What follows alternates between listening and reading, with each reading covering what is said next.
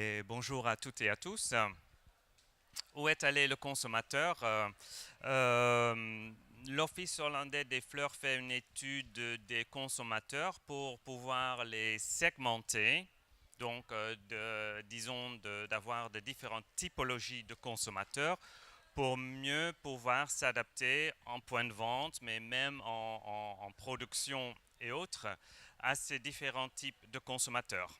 Donc, notre première étude de base a été publiée en 2010 et on vient d'avoir une mise à jour et on a vu pas mal de changements dont je voudrais bien vous faire part. Euh, je suis désolé, c'est plus compliqué aujourd'hui qu'il y a 5 ans. Il y a 5 ans, notre base, c'est une étude de Sinus, qui est une organisation mondiale de segmentation des consommateurs. Ce qui est intéressant avec Sinus, qu'ils ont plusieurs axes pour segmenter. Le plus connu, c'est le statut social, on peut dire les revenus ou le pouvoir d'achat pour faciliter les choses, mais ils ont ajouté un deuxième axe, c'est la façon de vivre, les valeurs avec lesquelles on vit. Ça peut aller du très traditionnel jusqu'au très avant-gardiste, avec au milieu, bon, je dirais nous, les contemporains, les gens d'aujourd'hui. À l'époque 2010, l'étude Sinus, les groupes, vous les voyez derrière les différentes couleurs, c'était assez facile, assez bien encadré. Nous, en tant qu'Office hollandais des fleurs, on a fait ajouter des questions spécifiques pour l'attitude et le comportement des consommateurs vis-à-vis des fleurs coupées et plantes d'intérieur. Et on a découvert différents segments aussi qui collaient assez bien aux segmentations de sinus. Donc en 2010, c'était assez facile. Sinus et les segments fleurs et plantes, ça concordait très bien. Ça, c'était en 2010. Ça a changé un petit peu. Bon, ça c'est encore une fois 2010, mais que les segments fleurs et plantes. Attends, avant d'avancer, je vais quand même les présenter en très brièvement. Ça facilite peut-être la suite. Il y avait les désintéressés. Bon, en fleurs et en plantes, on en a toujours. Ils ne s'intéressent pas aux fleurs et plantes. Ils n'ont pas beaucoup de pouvoir d'achat. Donc, il y a d'autres priorités pour eux déjà. Donc, c'est assez facile. Ce qu'on appelle tradition et protection, valeurs traditionnelles, mais aussi beaucoup d'habitudes traditionnelles, dont achat fleurs et plantes. Mais ça veut dire géranium pour la balconnière, un petit plante pour la fête des mères ou fin de l'année. Donc assez traditionnel dans ce sens aussi. Mais un pouvoir d'achat plus que moyenne, donc une clientèle très intéressante. Conventionnel et malin, plutôt jeune famille, des revenus moyens voire légèrement en dessous. Fleurs et plantes, oui, pour les occasions obligatoires, pour les moments obligatoires. Fréquence d'achat, donc très moyen. Panier, très moyen. Chaleureux et ouvert, aussi des familles, mais avec des revenus un petit peu plus élevés, qui sont très maison, très ambiance, très cosy. Et fleurs et plantes, pour eux, ça fait partie de cet univers familial, ambiance, maison agréable. Une fréquence d'achat importante, une panier un petit peu plus que la moyenne. Mais donc souvent, et souvent pour soi aussi. Culture et performance, un groupe très important, revenu au pouvoir d'achat très élevé et très fan de fleurs et plantes. C'est un groupe qui cherche la qualité, la beauté, le service, fleurs et plantes qui soutiennent leur statut, qui soutiennent leur goût, qui va bien dans leurs intérieurs. Donc la plante, les fleurs, oui, mais dans un ensemble, dans un univers. Ils aiment bien savoir un petit peu de ce qu'ils achètent parce que lors d'un dîner, ils veulent pouvoir dire ah, ben j'ai acheté ça là et là, c'est un producteur d'ici et ici, c'est un produit spécial parce que. Donc, ils veulent être connaisseurs dans tous les domaines, y compris les fleurs et plantes. Donc, la petite histoire qui va avec le produit, c'est très important pour eux.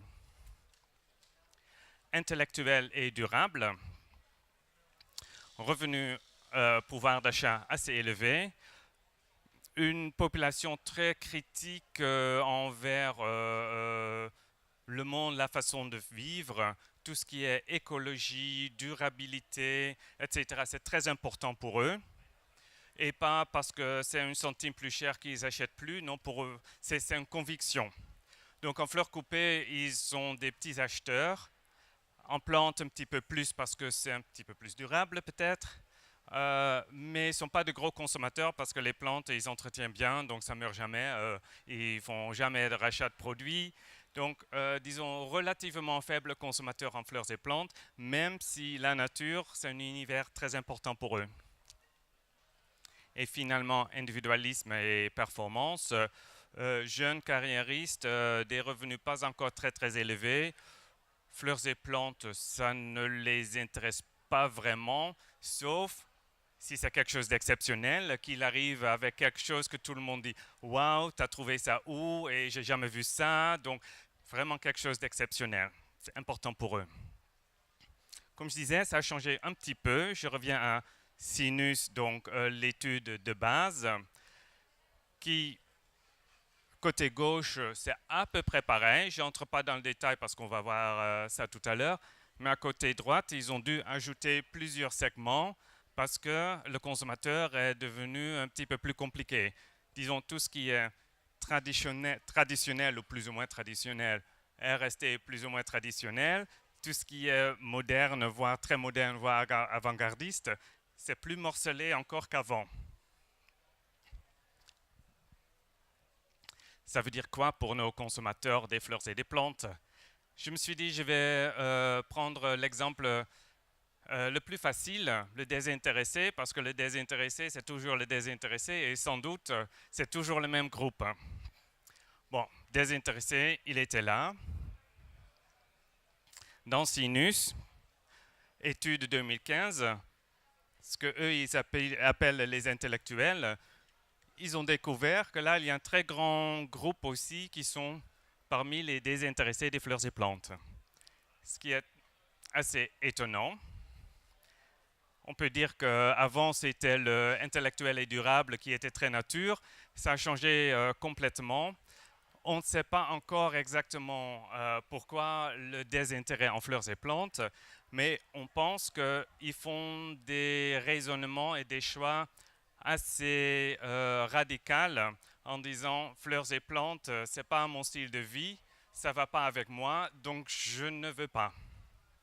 Il faut dire aussi que tout ce que je dis, je le dis un peu en extrême, j'exagère un petit peu, c'est toujours le plus ou moins par rapport à la moyenne, bien sûr. Donc c'est moins extrême que je dis là, mais c'est pour être plus clair. Donc, pour les désintéressés, il n'est plus que là, mais aussi là. Un autre exemple, non, pas l'autre exemple, je ne connais pas encore bien ma présentation, c'est la première fois. Non, oui, tu peux? Oui? Non, pardon, après. Ce que j'avais dit, les désintéressés, c'était plutôt des jeunes, des faibles revenus, pas d'intérêt, sauf ils veulent suivre les tendances, disons, à leur niveau. Ça, quand je dis ça, ça donne un mauvais goût, mais bon, je dirais, bon, ils veulent satisfaire leur envie, leurs besoins. Ils veulent un portable dernier cri aussi. Et même si ce n'est pas le plus cher, c'est bien une dernière génération.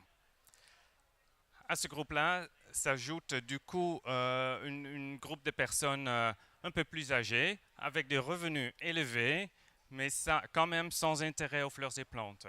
Donc c'est assez embêtant pour nous. Mais heureusement, ce groupe n'est pas très important au sein de la population totale. Si eux, en 2015, ils sont plus intéressés en fleurs et plantes, mais qu'est-ce qui s'est passé avec les intellectuels et durables? Sinus dit, ben, ils sont plus ici, ils sont plus plus côté traditionnel. Donc oui, bon, ils ont vieilli. Non, l'idée de durabilité écologie, etc., c'est généralisé. Avant, c'était un petit peu une idée élite. Maintenant, c'est tout le monde qui s'y met. C'est devenu quelque chose d'assez normal et plus général. Donc, on voit que le groupe qui se trouvait là, maintenant, c'est beaucoup plus le milieu de la société, voire les traditionnels, pouvoir d'achat un petit peu plus faible et une façon de vie un petit peu moins avant-gardiste, disons, moins moderne. Les valeurs traditionnelles entrent un petit peu en jeu. Donc je le décris, c'est un groupe de plus jeunes qui s'ajoute. C'est l'idée écologie et durable qui se généralise. Et la fréquence d'achat, en fait, de ce groupe est moins important qu'avant, tandis que le panier moyen reste à peu près la moyenne. Un troisième exemple que je trouve très intéressant parce que c'était notre groupe cible préféré parce que c'était des très gros consommateurs et c'était une grande partie de la population, culture et performance. Là, c'était en 2010, c'était 18% de la population qui faisait quand même 44% des achats fleurs et plantes, donc vraiment des très gros consommateurs. Est-ce qu'ils sont toujours là?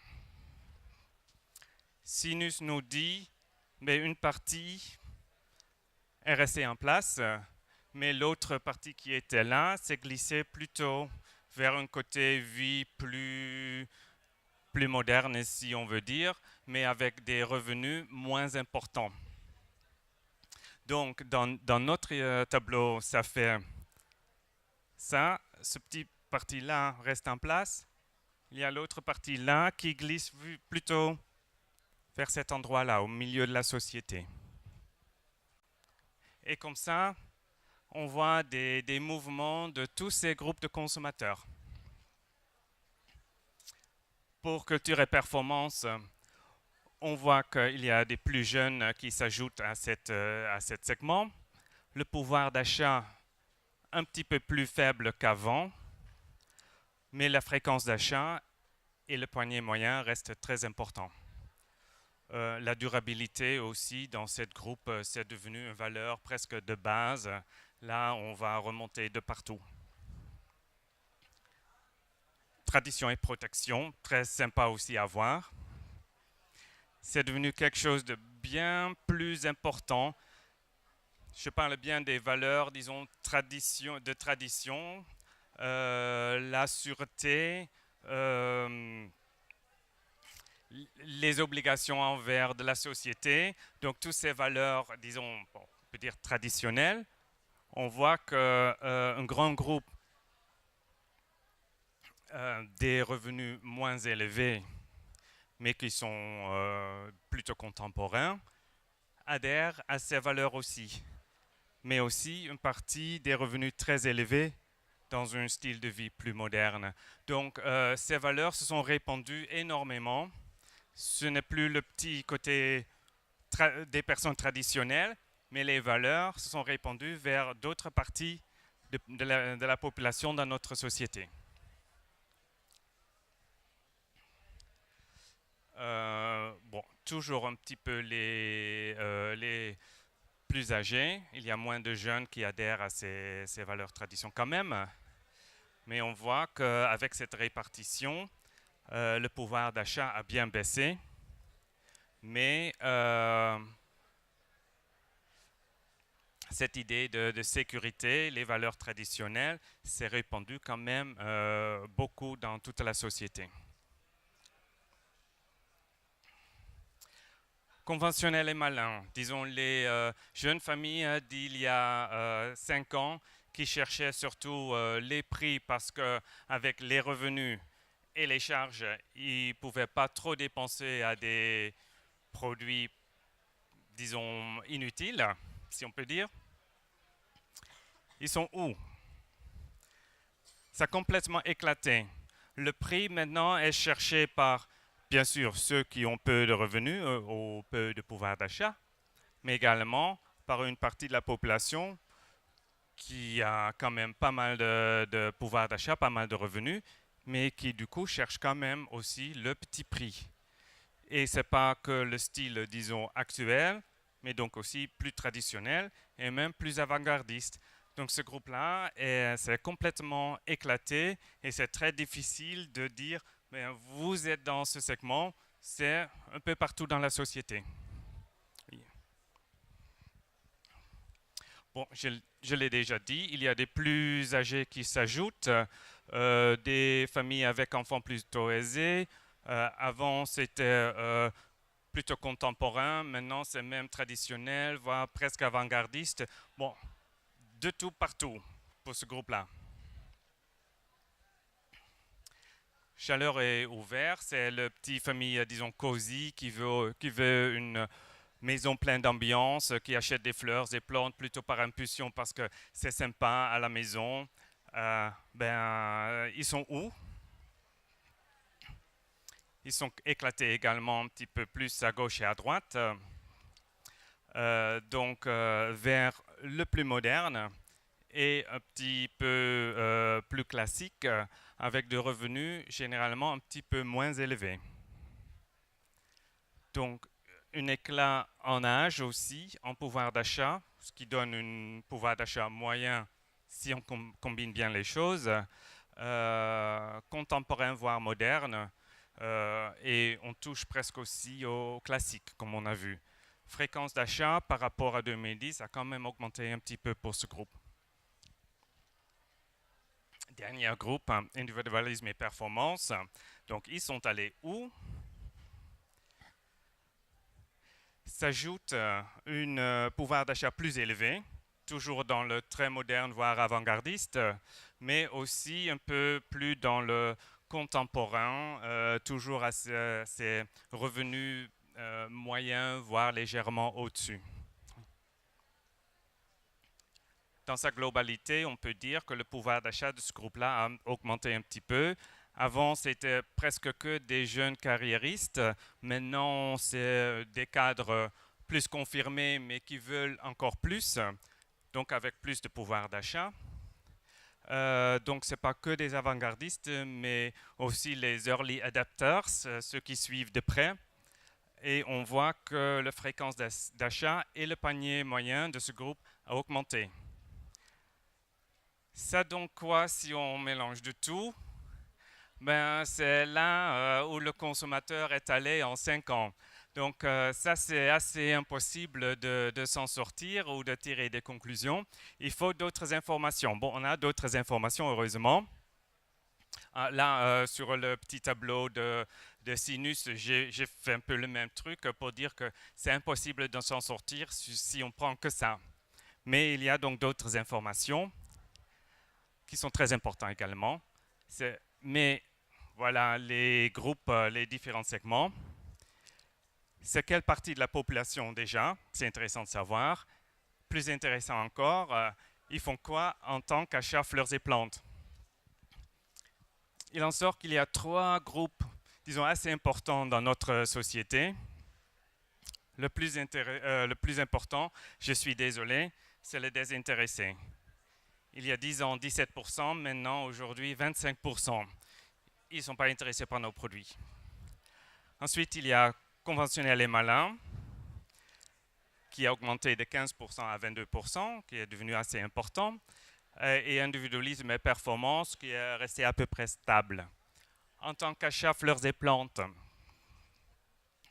on trouve que culture et performance, dont la part du marché, la part de la population a été divisée en deux, donc beaucoup moins important, et reste de loin les plus importants acheteurs des fleurs et plantes. Donc ça reste un groupe à chouchouter, à faire entrer, à donner tout ce qu'ils veulent parce que c'est eux qui achètent surtout. Deuxième groupe en tant qu'acheteur fleurs et plantes, c'est individualisme et performance. Qu'on a vu tout à l'heure, c'est disons les avant-gardistes qui veulent que le produit soit spectaculaire, à part, pas comme tout le monde, personnalisé, effet wow. On voit qu'ils sont devenus des acheteurs fleurs et plantes plus importants. troisième groupe, parce que les désintéressés, vous voyez bien, ils achètent rien ou presque rien. Donc, on ne va pas essayer de les convaincre d'acheter plus, ils ne sont pas intéressés. Troisième groupe pour les fleurs et plantes, c'est donc conventionnel et malin. Ceux qui achètent surtout pour les moments obligatoires, les journées obligatoires, mais qui regardent bien le prix. Donc, ils veulent pour leur argent quelque chose d'impressionnant pour un bon prix, et ça pour les anniversaires, les Saint-Valentin, les fêtes des mères et fêtes de fin de l'année. 2 ou 3 fois par an, c'est tout, malheureusement. Donc voilà, individualisme et performance, conventionnel et malin, culture et performance sont les 3 groupes qui sont vraiment intéressants pour l'achat fleurs et plantes. Culture et performance, individualisme et performance, on peut très bien les combiner parce que les 2 groupes cibles pour fleurs et plantes se trouvent dans cet endroit qu'a trouvé aussi Sinus. Donc ils ont quand même une idée, un comportement assez semblable. On peut assez bien combiner les 2 groupes, les 2 intérêts dans notre communication. J'ai donc un peu cité les points en commun. Ils sont modernes, voire avant-gardistes, voire très modernes. Ils font les tendances ou les suivent de très près. Leur revenu ou leur pouvoir d'achat est élevé, plus que moyenne, voire beaucoup plus élevé. Ce qui est intéressant pour nous, c'est leur source d'inspiration, leur envie vient soit des magazines très modernes, très style, genre Ideat et bon, que sais-je, il y en a plein en France, mais on ne voit pas trop de fleurs et de plants dedans. Mais surtout aussi les points de vente. Ils se font inspirer sur les points de vente s'ils voient quelque chose de très joli, de très attirant, de très spécial. Ils sont inclinés à acheter. S'ils voient des choses destinées à tout le monde, ça ne les intéresse, mais je dirais pas du tout. C'est pas leur truc. Donc le média moderne surtout, c'est un peu leur source d'information, d'inspiration, mais surtout aussi la bouche à l'oreille. Très important pour ce groupe. En tant que point de vente, qu'est-ce qu'on peut faire avec ces informations? Mais de ne pas vouloir offrir tout pour tout le monde, ne pas avoir les produits trop standardisés, mais d'être moderne, contemporain, exceptionnel, de fait sur mesure, d'être spécial. Je parle bien pour ce segment et uniquement ce segment. Ce n'est pas la totalité de la population, mais c'est quand même presque un tiers de la population. Ça veut dire donc effectivement séduire, inspirer, donner envie d'acheter. Et se laisse inspirer, donc ça c'est bien. Produits expressifs, les tendances très importantes. C'est pour ça aussi que l'Office hollandais des fleurs a réintroduit les tendances pour positionner mieux les produits dans les tendances actuelles. Et qui va de soi, un rapport prix-produit correct. Le prix n'est pas le premier critère pour ce groupe de consommateurs. Loin de ça, ça vient deuxième, troisième, voire quatrième. Mais il ne faut pas exagérer non plus. Il ne faut pas dire le prix pour eux, ce n'est pas important, donc on demande n'importe quoi. Le n'importe quoi au niveau prix, ça n'existe pas. Ça doit être correct, mais ça peut être élevé. Cet autre groupe qui représente quand même presque un quart de la population, mais un petit peu plus difficile à capter, c'est le groupe conventionnel et malin, qui se trouve principalement là, mais aussi dans d'autres endroits de la société. Donc des revenus élevés ou très peu élevés, style de vie allant de classique jusqu'à presque avant-gardiste. Donc ils se trouvent un peu partout. Mais leur point en commun, c'est qu'ils font très attention au prix. Donc pour eux, c'est peut-être effectivement, premièrement, à quel prix est-ce que je peux acheter? C'est très important pour eux. Ensuite, leur intérêt se limite un petit peu au moment obligatoire. Les fêtes, un anniversaire, c'est très moyen. la facilité, il ne veut pas consacrer trop d'énergie à tout ça. Les bouquets tout prêts, peut-être même un peu les passe-partout. Pour eux, ça, c'est très convenable, c'est vite, c'est facile. Si le prix est bon, c'est rapidement pris, c'est bien.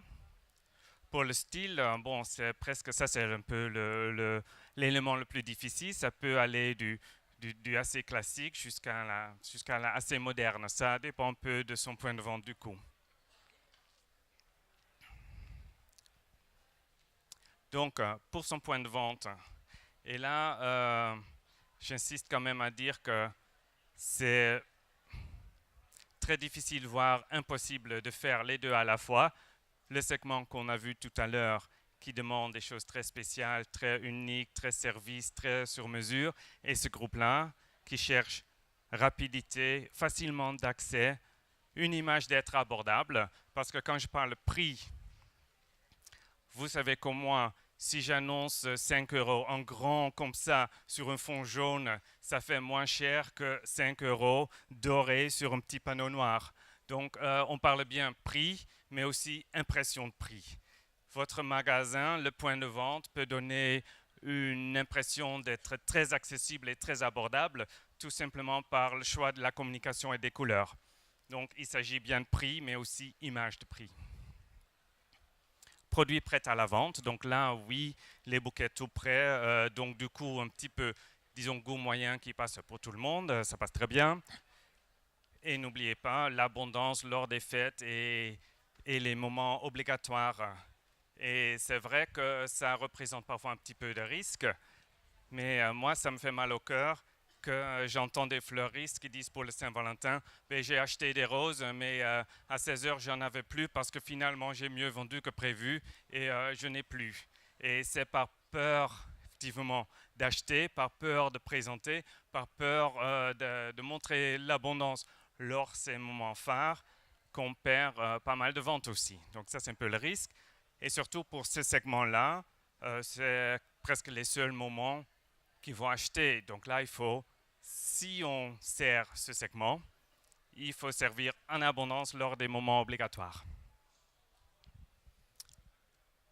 Bon, c'est donc là les deux groupes de consommateurs les plus importants.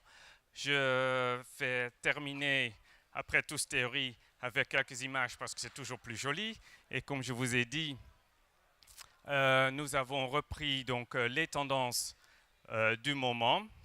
Combien d'autres organisations, bon, l'air du temps, c'est pour tout le monde pareil. Ensuite, tout le monde pioche parmi plein de tendances pour les traduire pour notre univers fleurs et plantes. C'est ce que nous avons fait. Nous en avons retenu 3, dont Ecolux, qui combine vraiment la nature et le luxe. Donc matériaux nobles, bien travaillés, parfois sur un fond de nature brute pour ressortir encore mieux. Souvent en combinaison du matériel brillant comme le cuivre. Ecolux est un exemple de bouquet pour nous, ce qui entre bien dans cette tendance Ecolux. Deuxième tendance, de Happy Life. Ça c'est très coloré, c'est une combinaison de couleurs, quelques couleurs vives et beaucoup de couleurs pastel, mais vraiment la combinaison. Et c'est quand même parce qu'on est fatigué du négatif et on voit un peu plus de lumière. On veut que la vie s'éclate un petit peu plus. Donc, on voit que c'est sympa, c'est gai, c'est joli, c'est coloré. C'est The Happy Life. Ecolux, mais pour les roses, par exemple. Donc là, on voit effectivement les cuivres, l'or.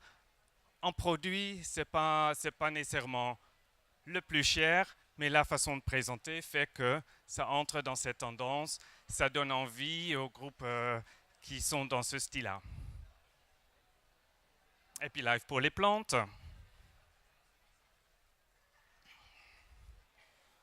Ecolux pour les plantes. Ça j'adore, j'aime bien avoir une maison et bon, la plante aussi. Et troisième tendance que nous présentons, c'est Unexpected Wild, sauvage surprenant, on peut dire. C'est très, très, très nature dans tous les sens et plutôt nature brute. Et là, on découvre que des produits qu'on dit classiques comme le bégonia peut entrer dans un nouvel univers, ça donne une autre ambiance. C'est vraiment quelque chose, c'est ce qu'on a dit hier. On ne vend presque plus de plantes en tant que plantes ou fleurs en tant que fleurs. On vend un produit qui entre dans un univers, qui renforce un univers, qui suit les tendances. Donc l'ensemble, la totalité fait l'importance du produit. C'est d'autant plus important pour cette groupe des gros consommateurs dont je vous ai parlé, culture et performance, individualisme et performance, qui veulent payer pour quand ce soit dans leur style, dans leur goût, dans leur univers, avec les services qui vont avec, spécial. C'est un petit peu moins valable pour l'autre groupe qui cherche un produit rapide, plutôt moyen, à un prix très abordable.